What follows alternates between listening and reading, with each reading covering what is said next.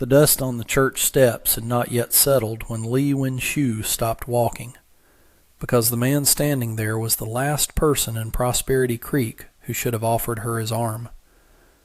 "Morning, Mrs. Chen," Jacob Marsh said, and touched the brim of his hat as if she were any other woman in the territory, as if the whole town were not watching from behind curtains and half-open doors. She had been a widow for 11 months, long enough that people had stopped bringing food to her door, not long enough that they had stopped talking about her. Wen-Shu adjusted the gray silk of her cheongsam, the fabric warm from the summer sun, and looked at the rancher's outstretched arm like it might bite her. "I can walk into a church on my own, Mr. Marsh," she said. "Didn't say you couldn't." He did not lower his arm. "Said good morning." Prosperity Creek, Wyoming Territory, sat in a shallow bowl of land between two ridge lines, and in the summer of 1874 it held perhaps 400 souls, most of them convinced they knew exactly what kind of woman a Chinese widow was supposed to be. Quiet, grateful, invisible. Wen-Shu had spent 11 months trying to be all three, and had discovered that invisibility did not pay a mortgage. She climbed the steps without his arm. He fell into step beside her anyway, and neither of them said another word until they reached the doors, where Wen-Shu paused because the whispering inside had already started, carried out through the open windows like smoke. "They talk whether you give them something to talk about or not," Jacob said quietly, not looking at her, looking instead at the doorway, like a man measuring a fence line. "Might as well walk in with your chin up." She did not know, yet, that the deed to her late husband's land was sitting in a strong box in the Reverend's study, waiting to be contested by a man who had already decided the widow would lose it before the summer was out. Wen-Shu had married Chen Bu-Yi in San Francisco in 1868, when he was a wiry young man with ink-stained fingers who had worked the railroad camps and saved enough to buy 50 acres of grazing land outside Prosperity Creek. He brought her west in a covered wagon that took 11 weeks, and for 6 years they had built something small and stubborn out of dry grass and hard water. He died in the spring, thrown from a horse spooked by a rattler, his neck broken before he hit the ground. The land was hers by every legal document that existed. But documents, she had learned, meant less in Wyoming Territory than a man's word and a man's fists. And the man circling her 50 acres like a buzzard was neither poor nor patient. His name was Ezra Colton, and he owned the largest cattle operation within 30 miles, and he had told the Reverend, in a voice pitched to carry, that a widow with no sons and no standing had no business holding land a man could use. Jacob Marsh owned the ranch that bordered hers to the east. He had spoken to her exactly 4 times since her husband died, each conversation shorter than the last, each one about fence lines and water rights and nothing more. He was 34, built like a man who had done every job on his own ranch himself because he could not afford to hire it done, and he had a habit of looking at the ground when he spoke to her, as though the words cost him something to say, and he needed somewhere to put his eyes while he paid. Inside the church, the pews were half full, and every head turned when Wen-Shu walked in with Jacob a step behind her. She had chosen the gray cheongsam that morning without thinking much about it, only that it was clean and it was hers, a piece of her mother's tailoring carried across an ocean and a continent, and she was not going to stop wearing it because Prosperity Creek found it strange. Ezra Colton sat in the third pew from the front, flanked by 2 of his ranch hands, and he did not turn around, but his shoulders went stiff the way a dog's hackles rise before it decides whether to growl. The service passed the way services did. Wen-Shu did not understand every word of the Reverend's sermon, her English still carrying the shape of her first language in its corners, but she understood the parts that mattered, and today's sermon was about stewardship, about what a person owed the land God gave them, and she wondered if the Reverend had chosen it on purpose or if the timing was simply cruel. When the service ended and the congregation spilled out into the noon heat, Ezra Colton found her before she reached the bottom step. Mrs. Chin. He said her name like it was a joke he was still deciding whether to finish. I hear you've been having trouble keeping up with that land of yours. Fences down on the north pasture, water tank gone dry. A woman alone can't run 50 acres. The fences are my business, Mr. Colton. They're my business when your cattle wander onto my grass. He smiled, and it was the kind of smile Jacob had warned her about without meaning to, the kind that got wider the more dangerous the man became. I'd hate to see the county have to step in. Widow can't maintain a claim. Claim reverts. That's the law. The law says the claim is mine as long as I work it, Winshew said, and she kept her voice level even though her heart was going hard enough that she could feel it in her throat. I have worked it every day for 11 months. Alone. Colton let the words sit there. That's the part that worries me, Mrs. Chin. A woman alone, out there, no husband, no kin. Anything could happen to that land. Anything could happen to you. It was not quite a threat. It was built to be deniable, the way men like Colton built everything, with enough room around the edges that he could later say he had only meant concern. But Winshew heard the shape of it clearly enough, and so, judging by the stillness that came over him, did Jacob Marsh, who had not moved from where he stood at the base of the steps. She's not alone, Jacob said. Colton turned, and for the first time that morning he looked genuinely surprised. That so, Marsh? Our land shares a fence line. We look out for each other's stock, each other's water. Jacob's voice was flat, unhurried, the voice of a man reciting a fact rather than making an argument. Been that way since Bo Ye was alive. No reason it stops now. It was not entirely true, and Winshew knew it was not entirely true, because in 11 months Jacob Marsh had offered her exactly 4 conversations and no help at all beyond what politeness demanded. But she understood, watching Colton's jaw work, that the truth of it mattered less than the fact that someone had said it out loud, in front of the church, in front of witnesses. Well, Colton settled his hat lower against the sun. Glad to hear the widow's got herself a protector.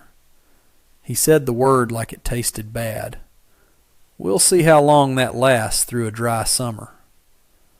He walked off toward his horse, his 2 hands trailing him, and Winshew let out a breath she had not realized she was holding. You didn't have to do that, she said. No, Jacob agreed. Didn't have to. Then why? He looked at the ground the way he always did, and for a moment she thought he would not answer at all. Man like that, he said finally, he doesn't stop because it's wrong. He stops when it costs him more than it's worth. I just made it cost him something. She studied his face, weathered already though he was not yet 35, a thin white scar along his jaw that she had never asked about, and she understood that whatever had just happened on the church steps, it had opened a door that neither of them had intended to open. Thank you, she said, and meant it, though the words felt small next to what he had done. Don't thank me yet. He nodded toward the road where Colton's dust was still hanging in the summer air. That man doesn't let go of a thing he wants. You should know that going in. She did know it. She had known it for months, in the way she knew that August brought no rain to this country, and that the well behind her cabin ran low by the middle of it, in the way a person knows weather is coming by the particular stillness of the air. But knowing a storm was coming had never once stopped it from arriving. The trouble started in earnest 4 days later, on a Thursday, when Winshew woke before dawn to find 11 of her cattle missing from the north pasture and a section of fence cut clean through, not broken, not fallen. Cut. Someone had used wire cutters and taken their time about it. She rode to the fence line first because a rancher's instinct in her had grown sharp in 11 months of doing this alone, and she found the tracks leading north toward Colton land before they scattered and vanished into rock where a man who knew the country could lose a trail on purpose. She had two choices. She could ride to the marshal's office in town, 4 hours each way, and explain to a man who had never once looked her fully in the eye that Ezra Colton had stolen her cattle, with no proof beyond a cut fence and a hunch. Or she could go to Jacob Marsh. She chose the fence line between their two properties because it was closer, and because some part of her, some part she did not examine too closely, wanted to see if what he had said on the church steps held any weight beyond words. He was already out working his own herd when she found him, shirt dark with sweat despite the early hour, and he read the look on her face before she said a word. "Cattle or fence?" he said. "Both. 11 head gone. Fence cut, not fallen." He was quiet for a moment, jaw working the way it had outside the church. "Colton's man Reuben Foss does the wire work on that ranch. I've seen his cut before. Clean angle. Always cuts high so it looks like weather damage from a distance." He swung up onto his horse.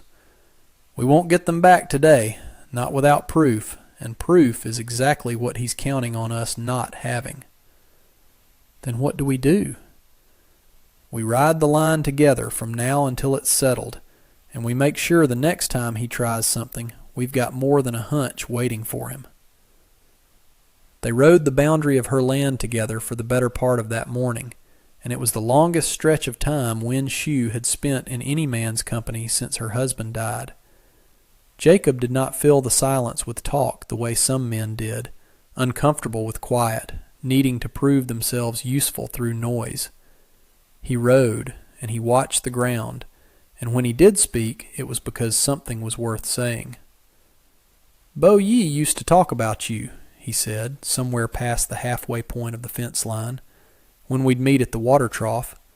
Said you kept better books than the bank in town. Said you argued him out of a bad cattle deal in '72 and saved him $300. Wen Shu had not expected this, had not expected any of Jacob Marsh's 4 previous conversations to have contained her name at all, let alone her husband's private admiration. "He never told me you two talked." "We didn't, much. Man doesn't need to talk much to another man to know he's decent." Jacob's eyes stayed on the fence line. "I was sorry when he died. Sorrier than I said at the time. Didn't know how to say it right." "You could have said it plainly." "Didn't seem my place." He glanced at her then, quick, before his eyes went back to the ground. "Still doesn't, most days. But watching Colton stand there smiling at you like you were a debt he intended to collect, that felt like my place to say something about." She did not answer right away, because something in his voice had shifted the ground under her. A small, honest thing dropped into the middle of an ordinary conversation about fences and cattle, and she was not certain yet what to do with it. "I don't need protecting," she said finally. "Didn't say you did." A faint, dry note entered his voice. "Said I made it cost him something. There's a difference between protecting a person and standing where a man has to think twice before he tries you." They found the rest of the cut fence by midday, 3 more sections along the northern boundary, and Jacob helped her restring the wire with his own hands, working through the worst heat of the afternoon without complaint, sweat soaking through his shirt and his forearms scratched raw from the barbs. Wen Shu worked beside him. Her Cheong Sam traded that morning for practical trousers and a man's work shirt, her hair bound back tight, and if either of them found it strange that a widow and a bordering rancher had spent an entire day rebuilding fence together, neither of them said so. But the fence was only the first move, and both of them knew it, and the second move came faster than either expected. Before it came, there was one ordinary Saturday, market day in Prosperity Creek, when Wen Shu drove her wagon into town to sell what eggs and butter she could spare and buy what flour and salt she could afford. She had done this every second Saturday for 11 months, and every second Saturday the same small ritual played out. The general store owner, a stout, careful man named Otis Beale, weighed her goods fairly enough, but rarely met her eyes, and the women at the dry goods counter lowered their voices when she passed, not quite low enough. That Saturday, Jacob's wagon pulled in beside hers without either of them planning it, and the two of them unloaded their goods within a few feet of each other, and the whispering found a new subject to feed on. "Widow Chen keeping company with Marsh now," she heard one woman say to another, not troubling to lower her voice much at all. "Husband barely a year in the ground." Wen Shu kept weighing her eggs. Her hands did not shake, though she felt the words land somewhere behind her ribs. A small, cold stone dropped into still water. "They'll always find something to say," Jacob said beside her, low enough that only she could hear it, stacking sacks of feed onto his wagon bed with more force than the task required. "Said the same about my mother, 30 years back, for taking in a hired hand's family after his wife died in childbed. Said it for 2 winters straight. Nobody remembers the talk now. Everybody remembers the barn my father built with that hired hand's help, still standing." "Does it stop mattering to you?" she asked. "The talk?" "Didn't say it stopped mattering." He set the last sack down and looked at her, direct, the way he rarely did. "Said it stops being the thing that decides what a man does. There's a difference." Otis Beale, weighing out her butter, cleared his throat as though working up the nerve to something. "Mrs. Chen," he said finally, not quite looking up, "for what it's worth, my wife's cousin lost her husband in a mine collapse 2 winters back, out past Laramie. Territory took her claim inside a year, on account of she couldn't prove the labor alone. Seems to me you've done more work on that land than most men twice your size, and I've watched you do it hauling supplies through this door every second Saturday since your husband passed." He pushed the scale's weight a fraction further in her favor than the butter strictly required. "That's worth something, whatever the gossips say." It was a small kindness offered awkwardly, but it was the first time in 11 months that anyone in town beyond the Reverend had said something like it to her face, rather than behind a curtain, and Wen Shu carried the warmth of it home with her, tucked away next to the cold stone the whispering women had left behind. 2 feelings sitting uneasily side by side, the way most true things did out here.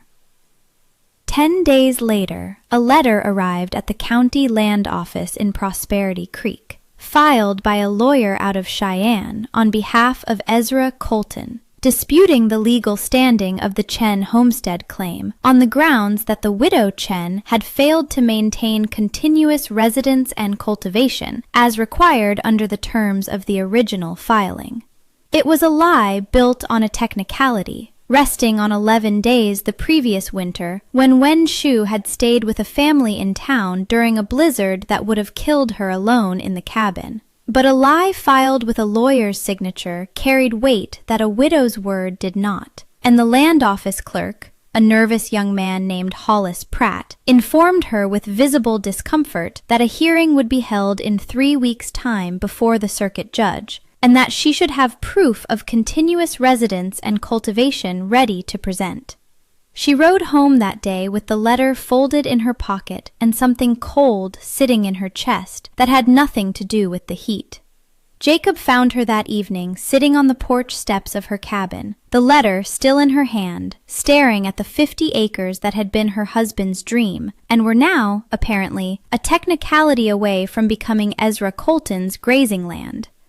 "Pratt told me," he said, sitting down on the step below her without being asked. "Told half the town, probably, before he told you the truth of it." 11 days, she said. 11 days in a blizzard that would have buried me in my own house, and now it's the reason I lose everything Bo Yi worked for. "You won't lose it." "You don't know that."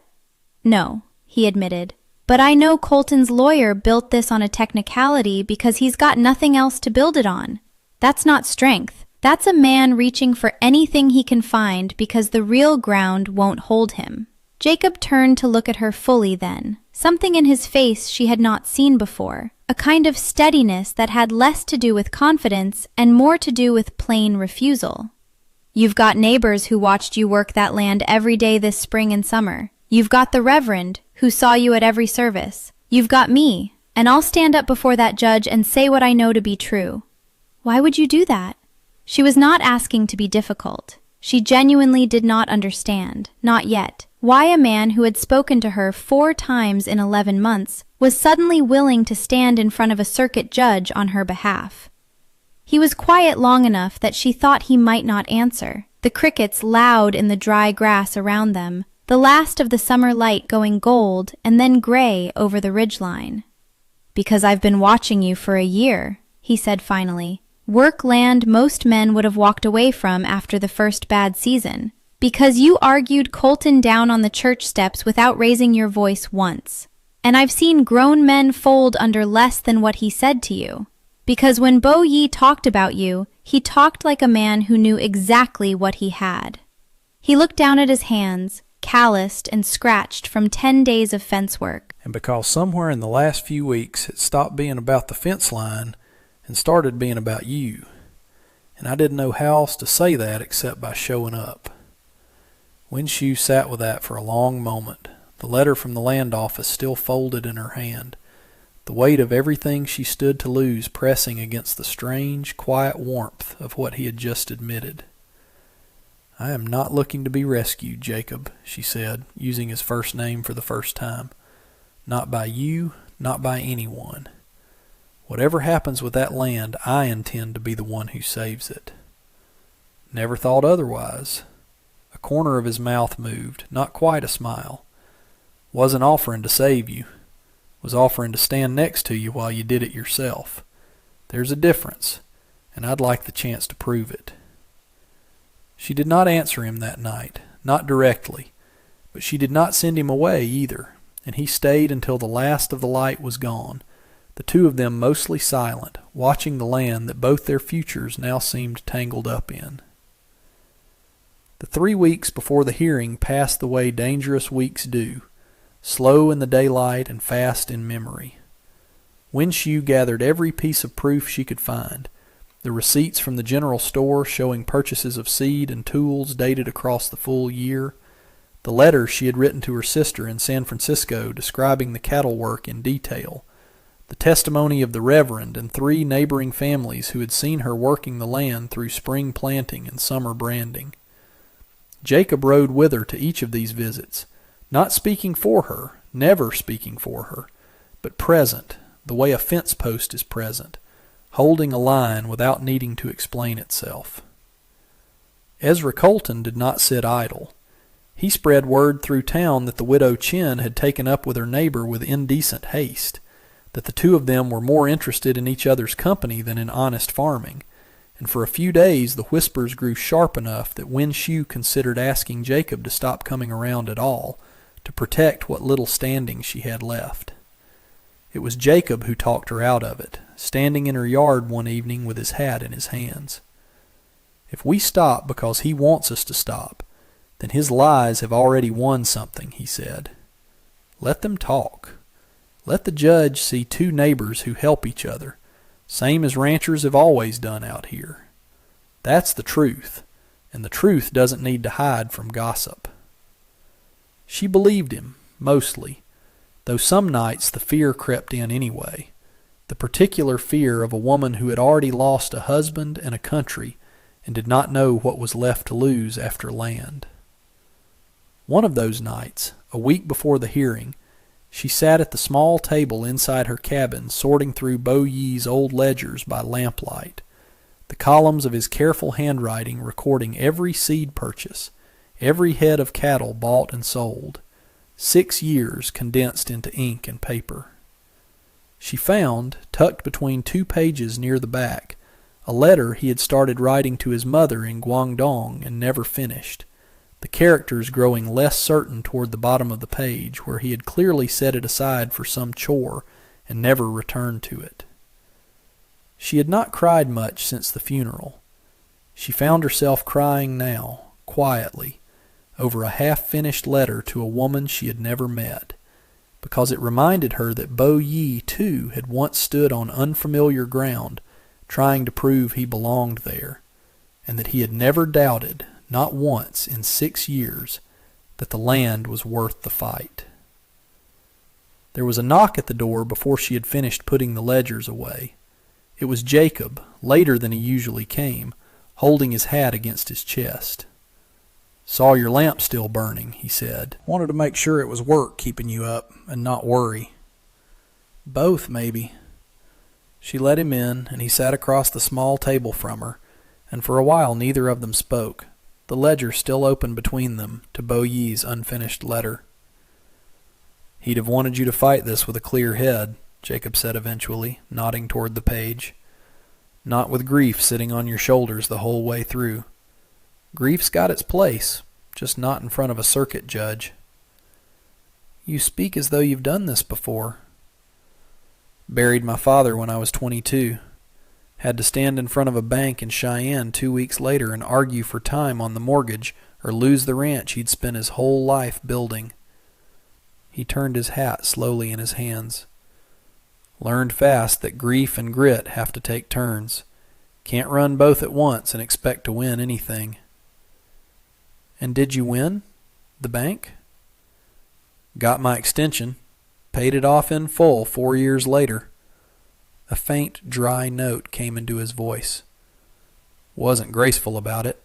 Cried in the stable more nights than I'd ever admit to a soul besides you. But the ranch is still standing, and that's what matters in the end. Not how steady a man looked getting there." She studied him for a long moment in the lamplight, this quiet, careful man who had somehow, across one difficult summer, become the person she trusted most in the territory besides herself. "Thank you for telling me that." "Didn't tell many people." He met her eyes, plain and unhurried. "Seemed like you needed to hear it more than I needed to keep it private." Then, 6 days before the hearing, Reuben Foss came to her door. He arrived at dusk, hat in hand, looking like a man who had spent a long time deciding to do something he was not certain he wanted to do. Wen Shu almost did not let him pass the threshold, given what Jacob had told her about the cut fence, but something in the man's posture, hollowed out and uneasy, stopped her.